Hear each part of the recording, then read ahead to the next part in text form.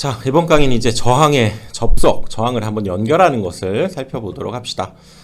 접속 방법에는 우리가 직렬 연결과 병렬 연결이 있죠.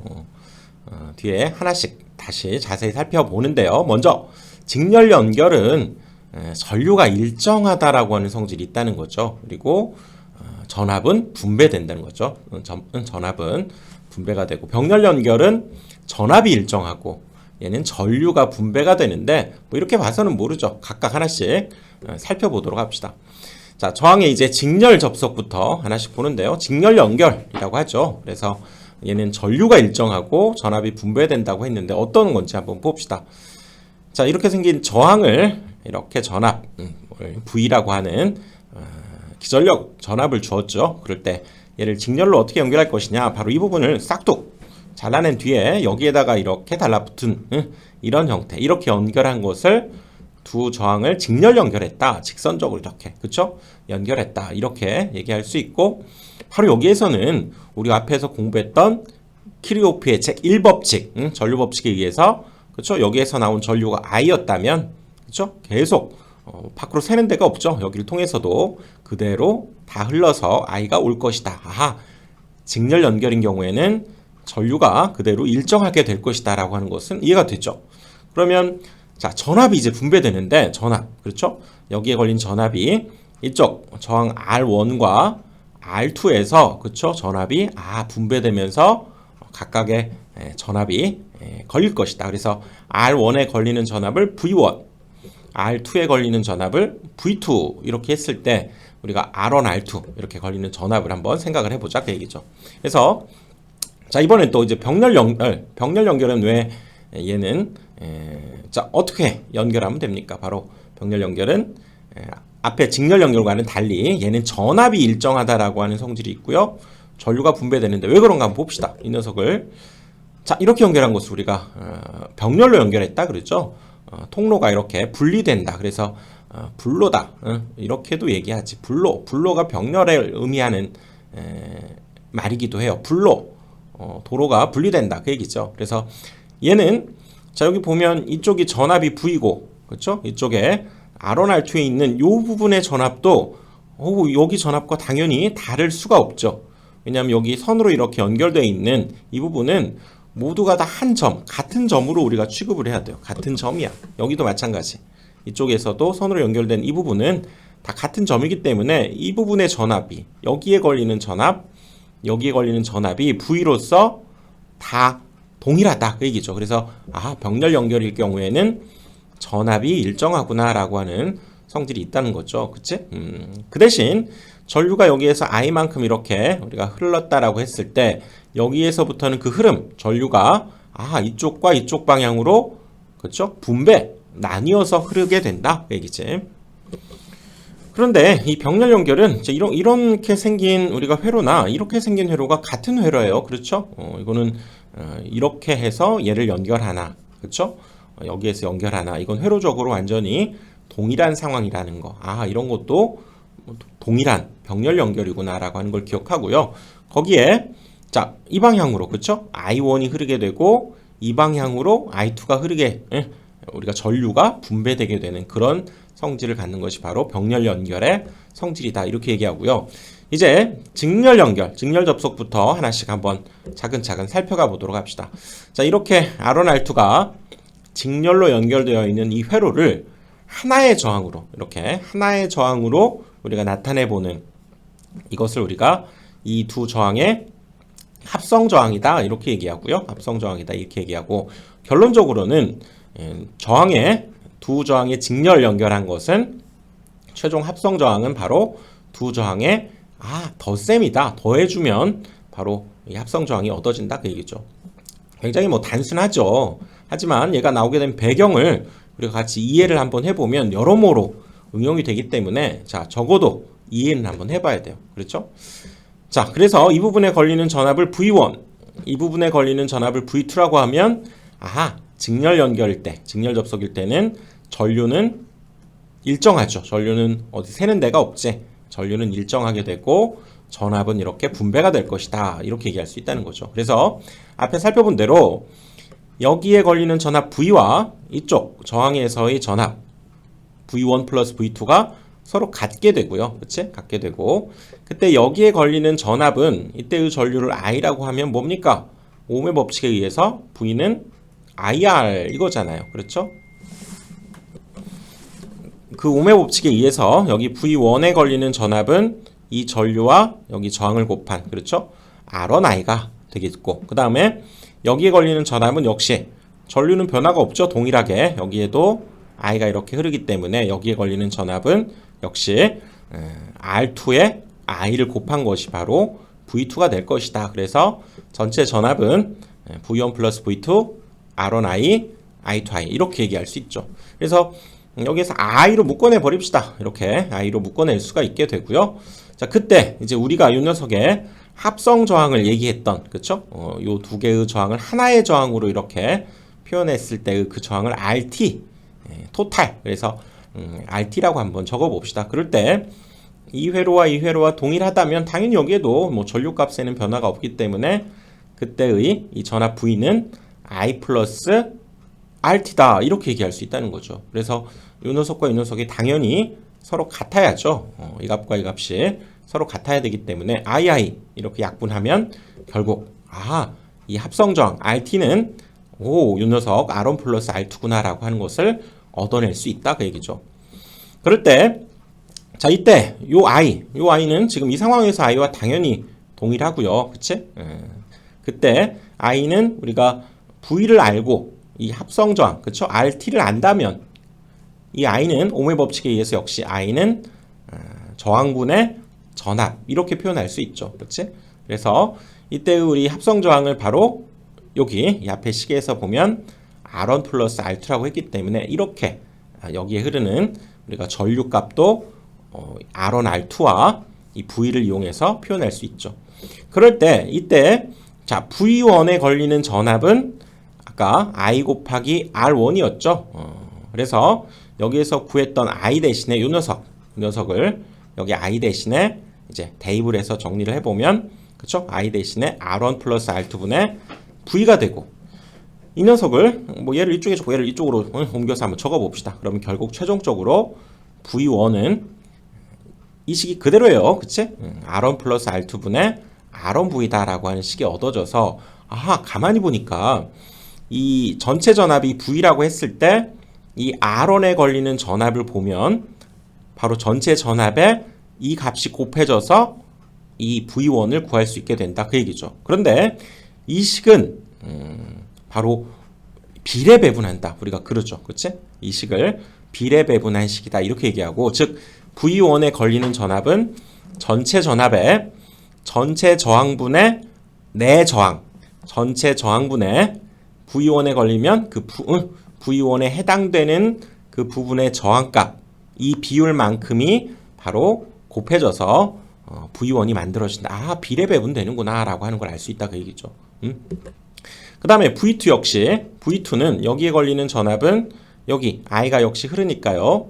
V2는 R2에다가 I가 곱해져서 그렇죠? 만들어지게 되고 그때 이때 I는 여기에서 구했던 값을 그대로 I 대신에 대입을 해보면 이거 역시 R2가 이쪽으로 V1 이쪽으로 다시 한번 적어보면 V2 역시 R1 플러스 R2분의 R2V2라고 하는 요 녀석도 비례 배분이다 라고 얘기할 수 있다는 거죠.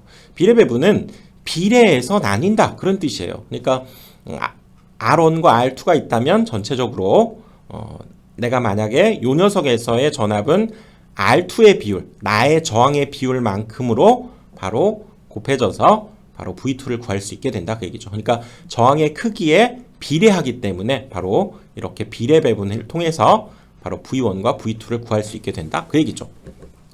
자, 그래서 여기서 우리가 여기서 지금까지 이제 유도한 과정은 이해만 해주시면 되고요.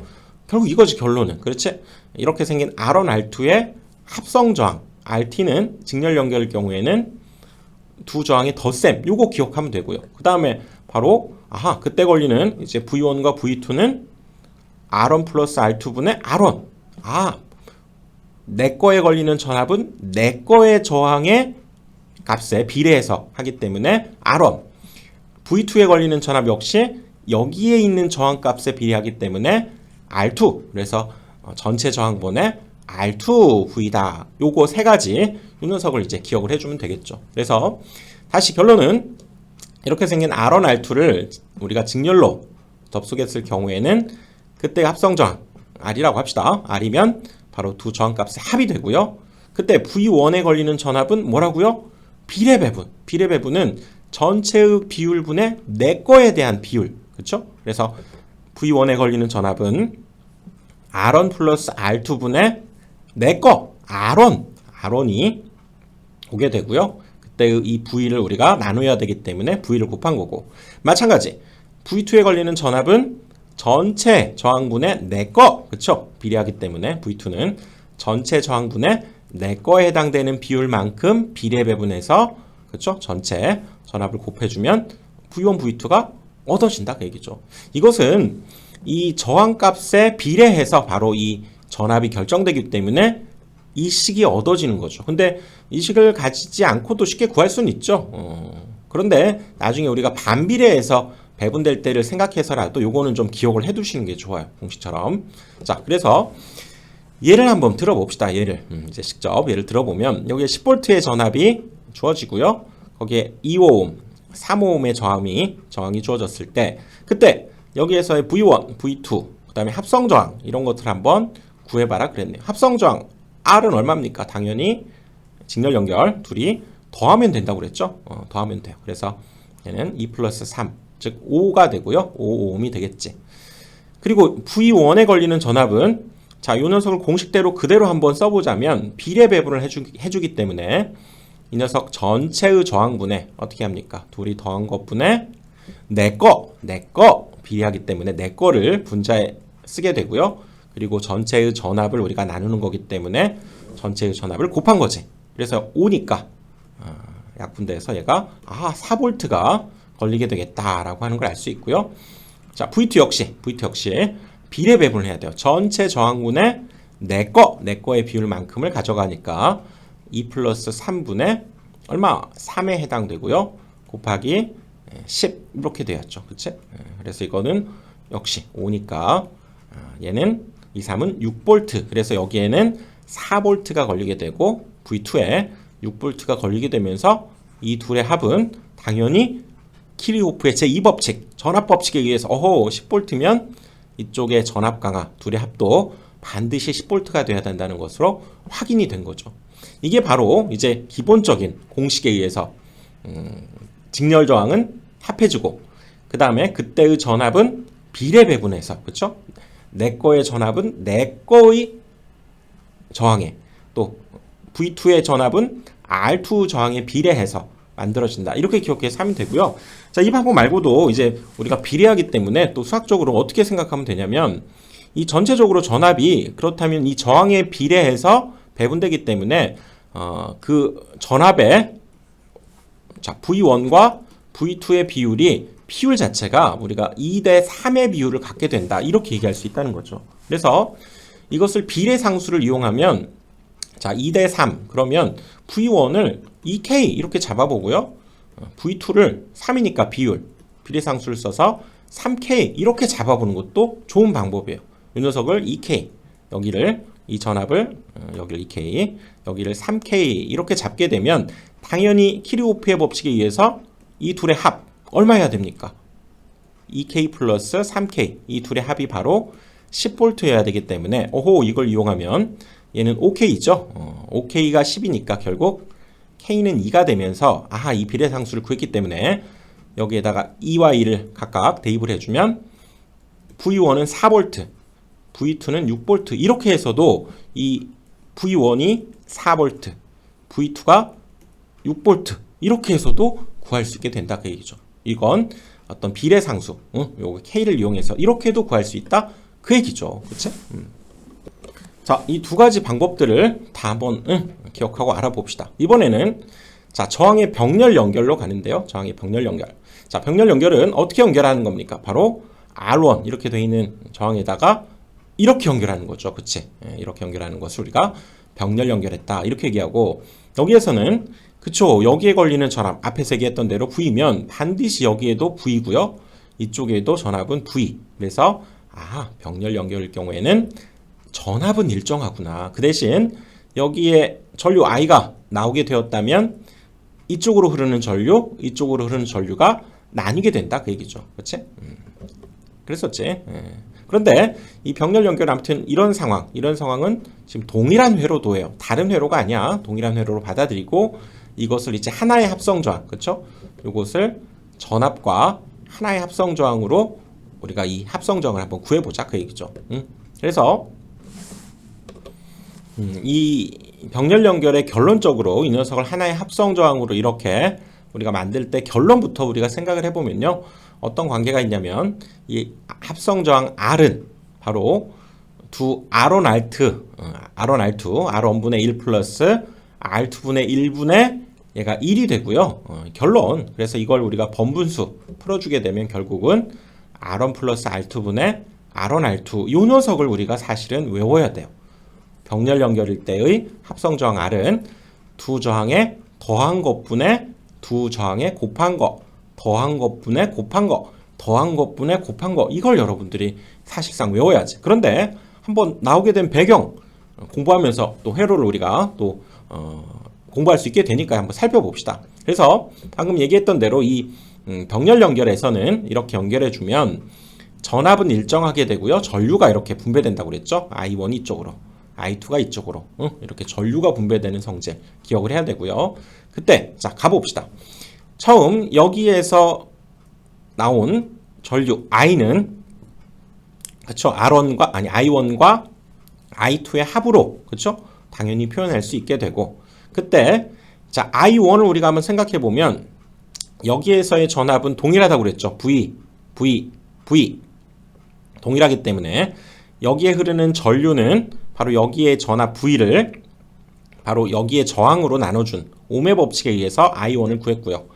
I2도 마찬가지죠. I2도 여기에 전압은 V고 그 녀석을 R2로 나눠준 것이 바로 여기에 흐르는 전류 I2를 구한 거겠죠. 그래서 전체 전류 이것은 I1 플러스 I2이기 때문에 그쵸? 이 둘을 한번 더해보면 전체 전류는 R1분의 V, R2분의 V의 합이다 이렇게 얘기할 수 있고요. 그치? 그리고 이 녀석을 V로 묶어내면 이렇게 표현할 수 있겠죠. 그럴 때 우리가 이 녀석을 하나의 합성저항 RT, 토탈 그래서 T라고 한번 표현해 보면 여기에 흐르는 전류 그쵸? 당연히 여기에 흐르는 전류에는 변화가 없어야지. 여기 I면 당연히 여기도 I가 되니까요. 그쵸?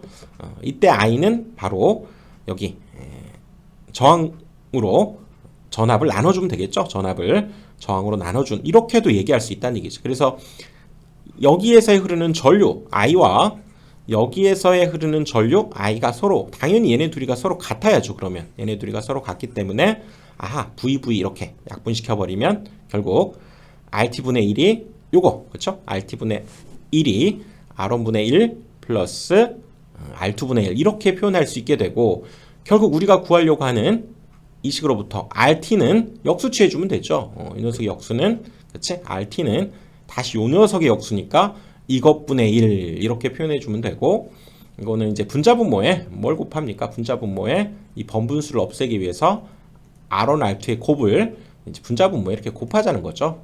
R1, R2의 곱을 곱해주면 이제 얘랑 얘랑 곱하면 이거 약분되면서 R2 또 얘랑 얘랑 곱하면 이거 약분되면서 R1 이렇게 남게 되니까 결국 R1 플러스 R2분의 분자는 그대로 R1, R2 이게 결론이다 그 얘기죠. 그치? 우리가 병렬 연결에서의 요 녀석 합성 저항 더한 것분의 곱한 거 기억을 해야 되겠지.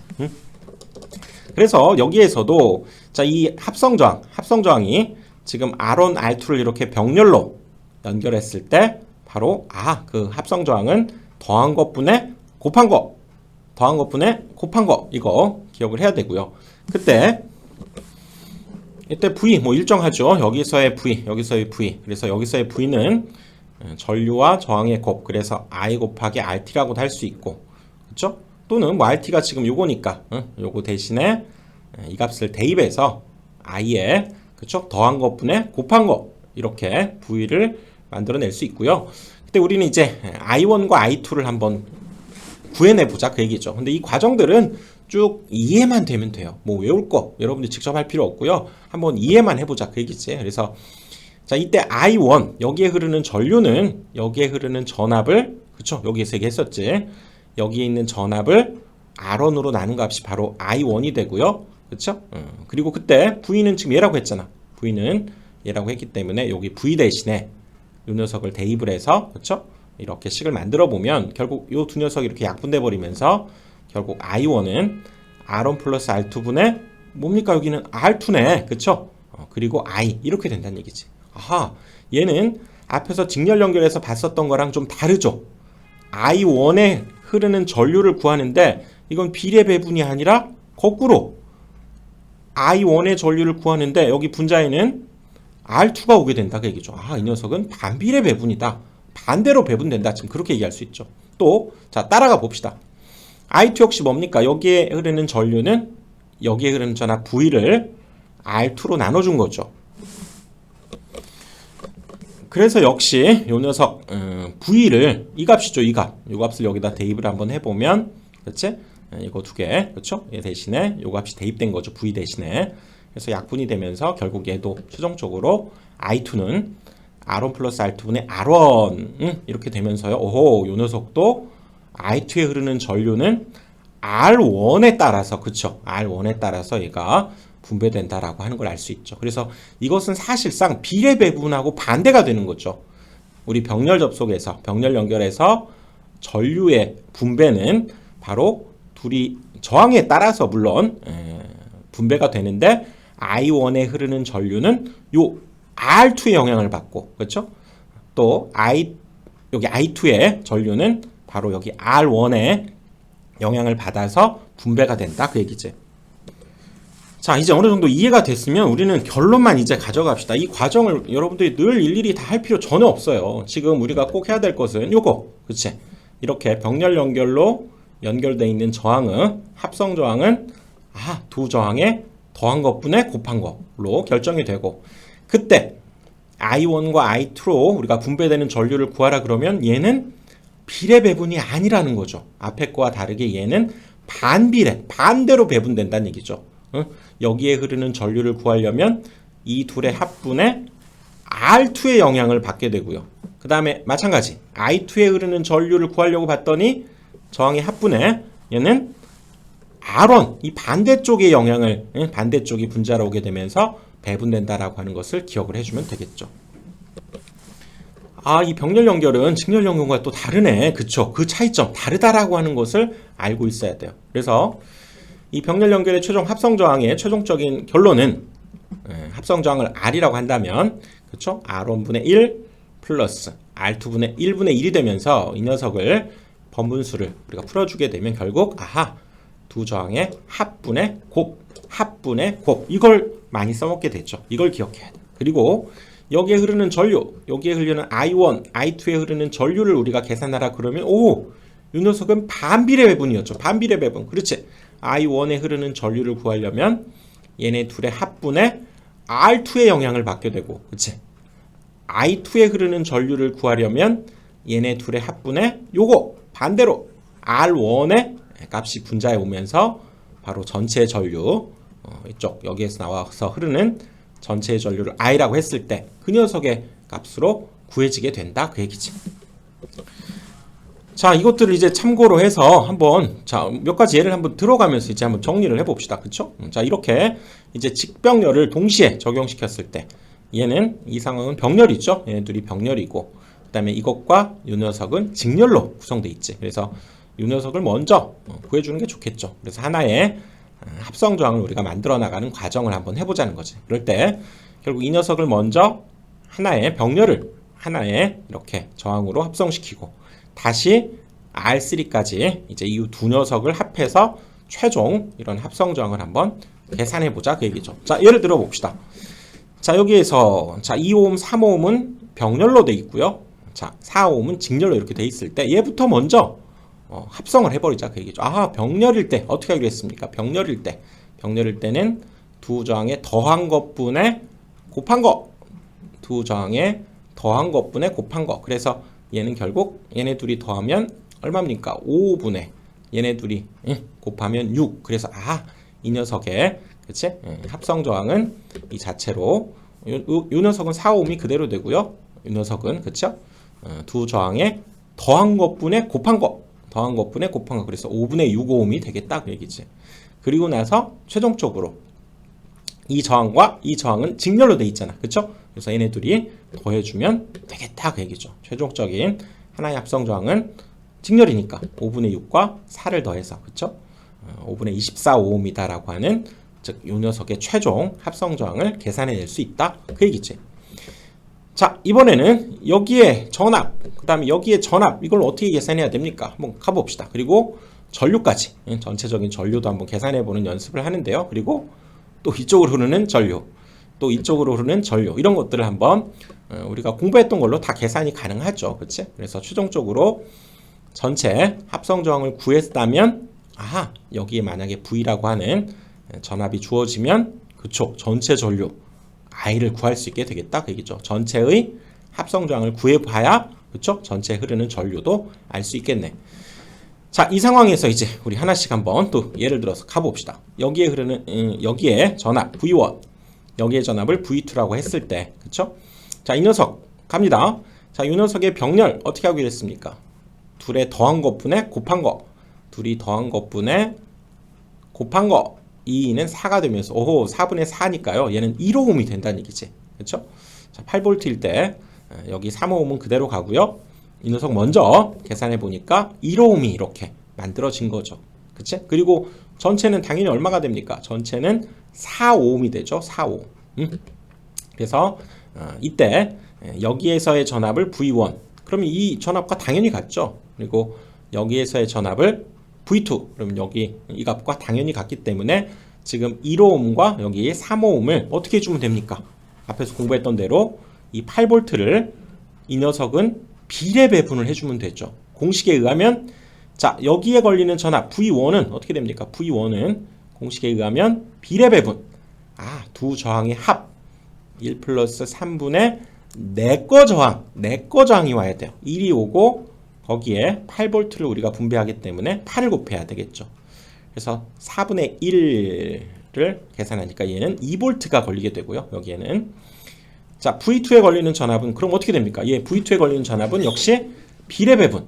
어떻게 됩니까? 바로 1옴과 3옴이 있기 때문에 1과 3을 더해서 분자 3에 오는 거죠. 3.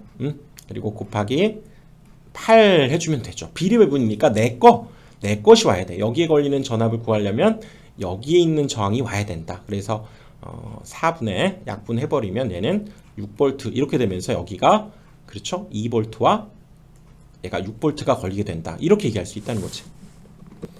자, 이렇게 전압 구하기, 이거 비례 배분 써서 해버릇 하는 것이 사실상 좋고요. 그냥 간단히도 아까 할 수 있다고 그랬죠. 1대 3의 비율로 이 전압이 분배가 되기 때문에 비례상수 1K, 여기는 3K 이렇게 해놓은 뒤에 이 둘의 합이 반드시 여기 8V와 같게 돼야 되니까 4K가 8이니까 K는 얼마입니까? K는 2가 되면서, 그렇죠, 여기에다 2를 집어넣으면, 여기에 걸리는 전압은 2V, 여기에다가 또 2를 집어넣으면 여기에 걸리는 전압은 6V, 동일한 값이 얻어진다는 얘기죠. 비례상수를 이용해서도 할 수 있다 그 얘기지. 그치? 그래서 여기 V1이 지금 2V였고요. 지우고 봅시다.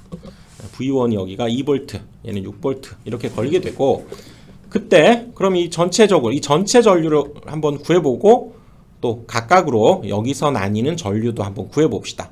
당연히 이쪽으로 흐르는 전류는 이 전체 전류와 키리호프의 법칙에 의해서 당연히 같겠죠. 그래서 여기에 흐르는 전류 I1, I2 한번 구해보는데요. 일단 전체 전류 I를 구하기 위해서는, 그쵸? 이 녀석의 합성 저항이 얼마였습니까? 1과 3을 더하니까 4옴이 됐죠. 그래서 여기에 흐르는 전류, 전체 전류는 바로 여기에 전체 전압 8을 그때의 하나의 합성 저항 4로 나눠준, 지금 I를 먼저 구해야죠.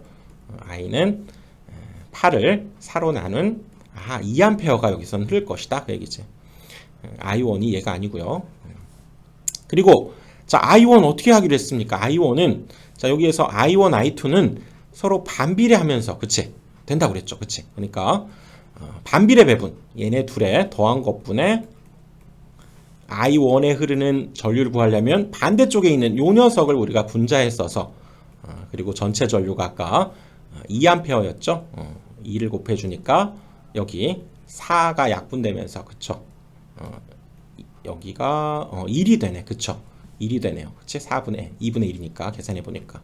마찬가지로 I2에 흐르는 전류를 계산하라 그러면 2 플러스 2, 요 둘의 합분에 요 녀석의 반대편에 있는 반비례 적용을 해야죠. 반비례 배분. 그래서 역시 2를 해서 이때도 뭐 1이 나올 수밖에 없네요. 그렇지? 이렇게 반비례 배분해서 전류값을 구해야 된다. 그 얘기지. 그래서 이제 정리를 해보면 직렬 연결일 경우에는 이제 전류가 일정하다는 게 보여야죠. 이렇게 직렬 연결일 때는 그치? 저항과 저항 두 개를 직렬 연결했을 때는 전류가 일정할 것이고 전압이 분배될 것이다. 그런데 그 분배되는 값은 바로 저항의 크기에 비례한다라고 하는 것을 얻어낼 수 있고요. 그 다음에 병렬 연결일 경우, 그렇죠? 병렬 연결일 경우는 지금 저항을 이렇게 연결하고 이렇게 연결했을 때를 병렬 연결이라고 하고 전압 V가 다 일정하죠. 여기 걸리는 전압이 일정하기 때문에 전류가 이 방향으로 이제 분배가 된다 그 얘기지. 그러면서 그때의 전류는 바로 저항 크기에 반비례한다 그랬죠. 반비례 배분을 해주자 그 얘기였지. 그치? 그래서 자 이제 거의 뭐 최종적인데요. 정리를 해보면 여기 자 이 예에서 V1, V2가 요 녀석에 비례해서 얘는 배분되기 때문에 V1은 어떻게 하자고요? 얘네 둘이 더한 것분에 내 거 비례 배분이니까 그리고 전체 전압을 나누니까 이렇게 계산해야 되고요. V2 역시 내 거에 의해서 전체의 저항분에 내 거에 의해서 그만큼 비례 배분을 하니까 이렇게 얻어진다 그 얘기고. 그 다음에 병렬 연결일 때 만약에 여기 5A가 이렇게 흐를 때 이쪽으로 흐르는 전류 I1 이쪽으로 흐르는 전류 I2라고 했을 때 자 어떻게 하자고요? 얘는 반비례 배분을 해야 된다는 거지. 그래서 얘네 둘이 더한 것분에 I1에 흐르는 전류는 반대 거 요 녀석 반비례 3을 갖다 쓰고 그리고 전체 5A를 써줘야 되고요. I2는 어떻게 됩니까? 역시 반비례 배분이니까 전체의 저항분에 I2에 흐르는 전류는 내 것이 아니라 반대로 요 녀석 2를 갖다가 분자에 적어서 계산해 주면 바로 전류값을 계산한다. 그래서 전류는 저항에 반비례하기 때문에 반대로 적용해 준다. 이렇게 생각을 해야죠. 그리고 저항의 이제 병렬 접속에서 조금 특이한 몇 가지 성질들을 한번 살펴보면 우리가 이 저항을 우리가 병렬 접속할 때요. 그때의 합성 저항은 작은 저항보다도 더 작아진다는 거예요. 자, 무슨 말인가 한번 봅시다. 자, 이 녀석에 병렬로 연결되어 있는 두 개의 지금 저항이 있죠. 이 녀석의 합성 저항 어떻게 계산합니까? 어떻게 계산해? 바로 이 둘이 더한 것분에 곱한 거 그랬었죠. 그러니까 둘이 더한 것분에 곱한 거 이걸 계산해 보니까 5분의 6 그래서 얘가 1.25ohm이 되는데요. 이 특징을 잘 보면 뭐라고? 여기가 2ohm 여기가 3ohm이면 이 합성 저항은 둘 중에 작은 저항보다도 얘가 더 작아진다는 거죠. 2ohm, 3ohm이면 2보다도 더 작게 되는 저항을 갖게 된다라고 하는 걸 기억을 하자는 거지. 자, 하나 더 해볼까요? 자, 1ohm과 5ohm이 있을 때 그때 이 합성 저항은 대략 얼마일까요? 둘 중에 작은 저항보다도 얘가 더 작아진다는 거지. 한번 해볼까요? 어떻게 될까요? 식으로 쓰자면 둘이 더한 것분에 곱한 것 5 이렇게 되니까 6분의 5 이렇게 되고 그쵸? 이것은 계산해 보니까 0.83 얼마 8333 이렇게 되네. 그러니까 1ohm이 채 안 된다는 얘기죠. 둘 중에 작은 것보다도 얘는 더 작게 된다라고 하는 것을 기억을 해둬야 돼요. 자, 뭐 하나 더 2하고 7ohm이면 이거 역시 합성 저항 구해보면 자 예측을 해보자는 거지. 뭡니까? 2ohm보다도 얘가 더 작은 값이 나와야 된다 그 얘기죠. 그러니까 2 곱하기 7분의 역시 더한 것분의 곱한 값이에요. 더한 것분의 곱한 값 그렇지? 그래서 얘는 9분의 14 이걸 계산해 보니까 얘가 1.55가 된다는 거죠.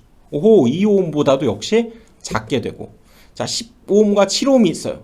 이것도 둘이 더한 것분의 17분의 곱한 거 70 이렇게 되니까 이걸 계산해 보니까 결국 하나의 합성저항 얘는 4.1 그래서 요 녀석보다도 얘가 더 작게 된다라고 하는 것을 기억을 하자는 거죠. 이게 유용하게 이제 우리가 앞으로 써먹게 된다 그 얘기지. 그래서 뭐 시험에서 나온 예의 문제를 한번 봅시다. 이 녀석을 굳이 계산 뭐 두 가지 방법으로 한번 풀어보는데요. 자, 여기 한번 봅시다.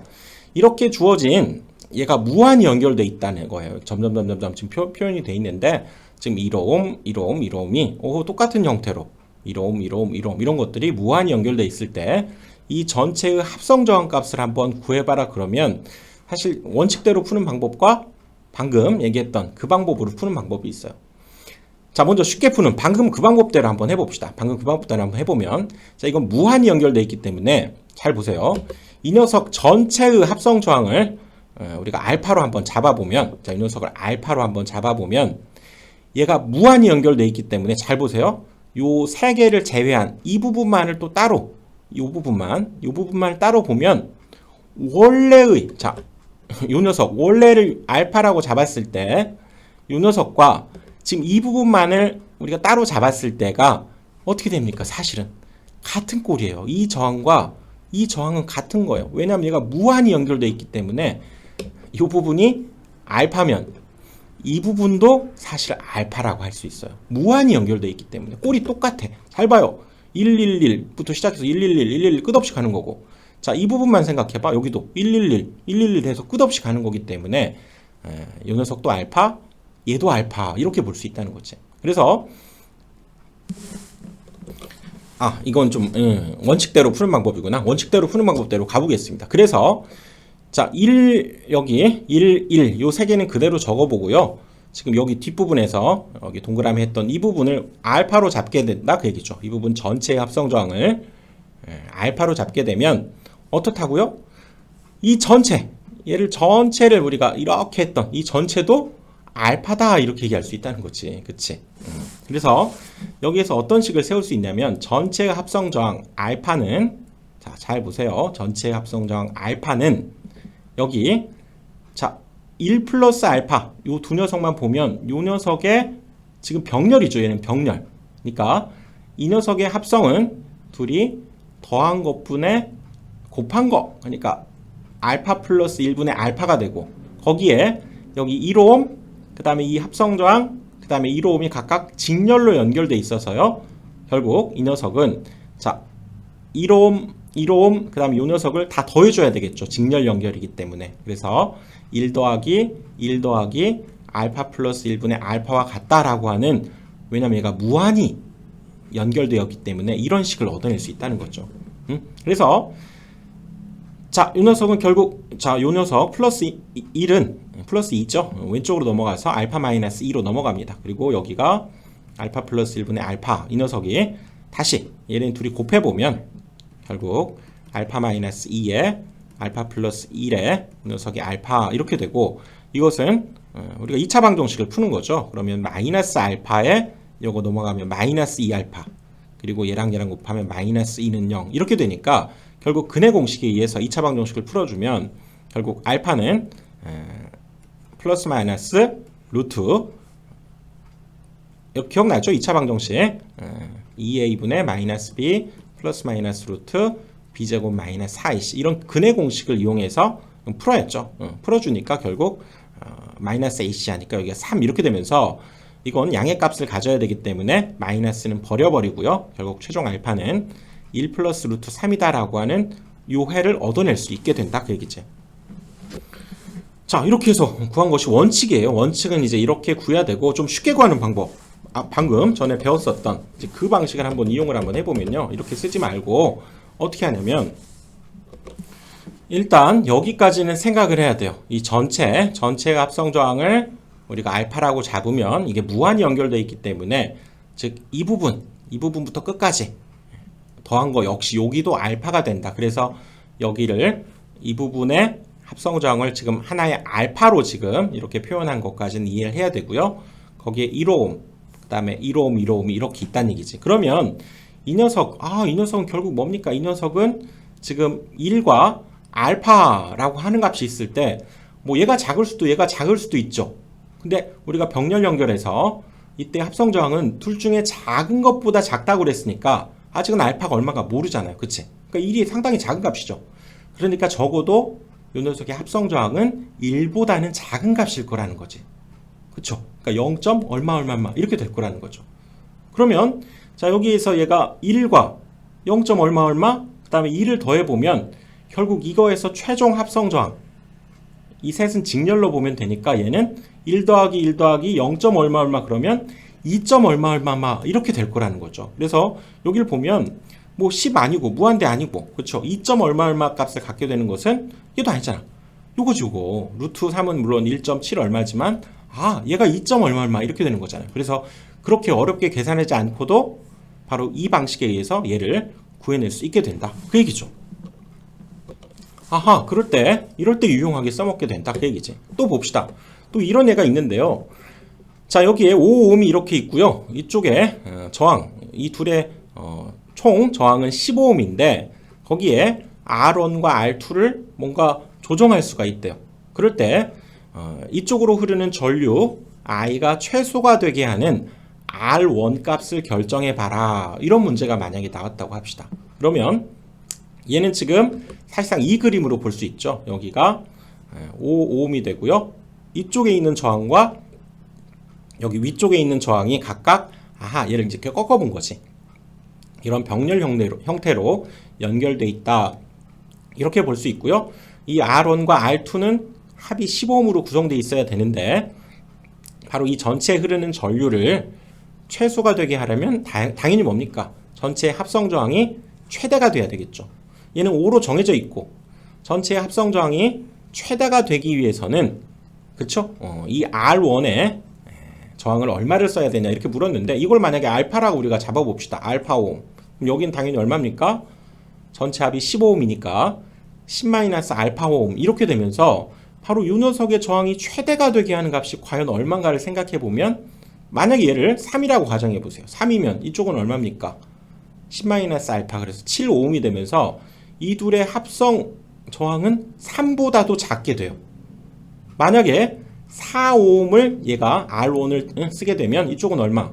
10에서 4를 뺀 6ohm이 되면서 4ohm과 6ohm 중에서 작은 것보다 작으니까 얘는 4보다 작게 되죠. 그치? 그래서 이렇게 해보니까 결국 뭡니까? 얘를 5로 잡을 때 이쪽이 5가 되면서 서로 이렇게 같은 저항값을 갖게 되어야 작은 것보다 조금 더 작게 되니까 바로 10일 때 5ohm의 저항을 얘가 만들어야 바로 이 저항값이 최대가 올 것이다. 그 얘기죠.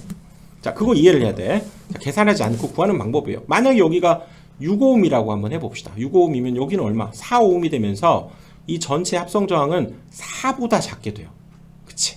그러니까 얘도 최대가 되지 않는다는 거죠. 이 상황에서는 15ohm이라면 여기가 5ohm 이렇게 반반, 양념 반, 후라이드 반, 반반 이렇게 잡을 때가 이 녀석의 합성 저항이 최대가 되고 그때 이쪽에 흐르는 전류는 최소가 될 것이다. 그 얘기죠. 만약 여기 15ohm이 아니라 뭐 50ohm 이렇게 주어지면 그럼 답은 뭐가 됩니까? 바로 둘이 반반으로 적용을 해서 25ohm, 25ohm을 이렇게 잡을 때가 바로 이때 최대의 합성 저항을 얻어낼 것이다. 그 얘기죠. 자, 이번 강의는 조금 길었는데요. 바로 이 저항의 직렬 병렬 접속 이것이 정말 이제 우리가 본격적으로 회로 이론으로 들어가는 가장 중요하면서도 기본이 되는 원칙이기 때문에 이거 반복해서 정확하게 이해를 해주셔야 됩니다. 그래야 뒤로 가면서 이제 수월해지고 시간이 좀 걸리더라도 반복해서 정확하게 이해를 좀 해주시고 넘어가 주세요. 자, 이번 강의는 여기까지 하고요. 다음 강의에서 보도록 하겠습니다.